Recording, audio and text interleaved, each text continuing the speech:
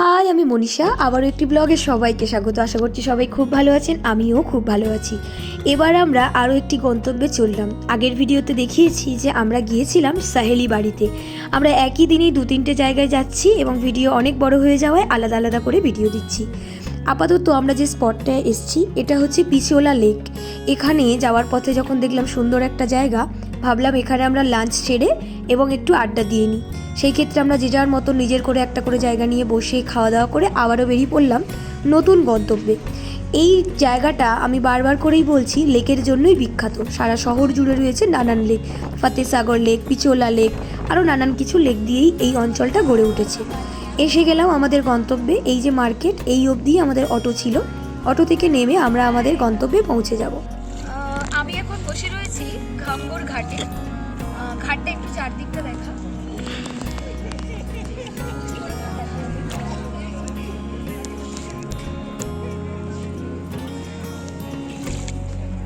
এই ঘাটের চারিদিকে রয়েছে নানান কিছু প্যালেস, রেস্টুরেন্ট, হোটেল এবং মাঝখানে বেশ কিছু মিনার টাইপ, দ্বীপ টাইপ করা আছে যেখানে বোটিং করে করে ঘুরতে যাওয়া যায়।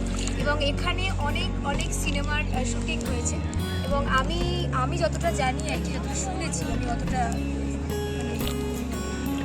কি বলবো সেটা সঠিক কি না, কিন্তু এখানে ধারাক সিনেমার কিছু সিন এখানে হয়েছে। এবং অন্যান্য আমরা অনেক সিরিয়াল বা অনেক মুভি দেখি যেখানে কিন্তু এই ঘাঙ্গর ঘাট সিন অনেকটাতেই রয়েছে। আর এই বোটিংটা করতে তো অসাধারণ লাগে। তো যাই হোক, আমরা অনেকটা জায়গা ঘুরে ট্রাভেল করে এসে এরকম একটা জায়গায় এরকম পাটা ভিজিয়ে যে বসে আছি, একটা অসাধারণ ফিলিংস লাগছে, একদম পিসফুল একটা জায়গা লাগছে। তো যাই হোক, আজকে জানি না আর কোথায় কোথায় যাবো, তো এখানে এসে খুব ভালো লাগছে, সেটুকু একটুখানি শেয়ার করে দিলাম। ঘাঙ্গুর ঘাটের একটা কোণায় বসে ভিডিওটা বানালাম। অপর প্রান্তে রয়েছে এই পায়রা সমাহার। এত ভালো লাগছে পায়রাগুলোকে দেখে, মনটা একদম শান্ত হয়ে গেল।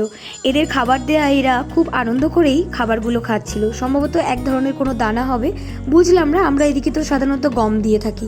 মনে হলো এখানে একটা ভিডিও বানাই, কিন্তু ওদের খাবার দাবার দেখে আমার আর গতি বাড়লো না। সবাই এর মাঝখান থেকে দৌড়ে দৌড়ে ভিডিও রিলস বানাচ্ছিল।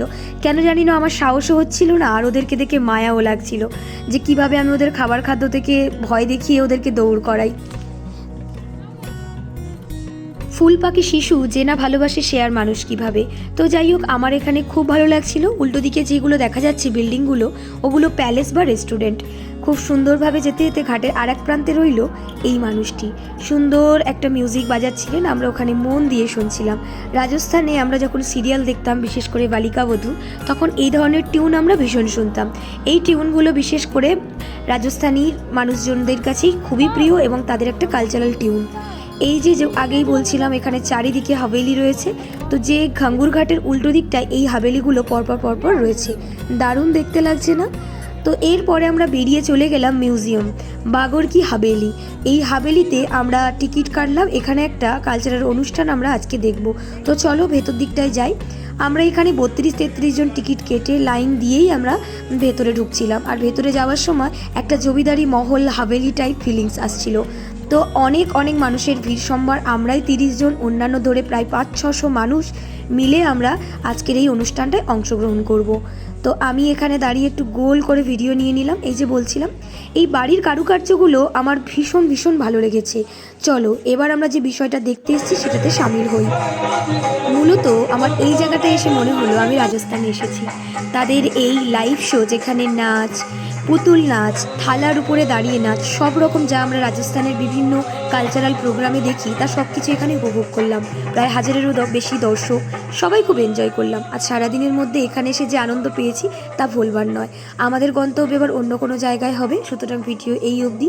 সবাই খুব ভালো থাকুন। দেখা হোক নতুন কোনো ব্লগে। টাটা।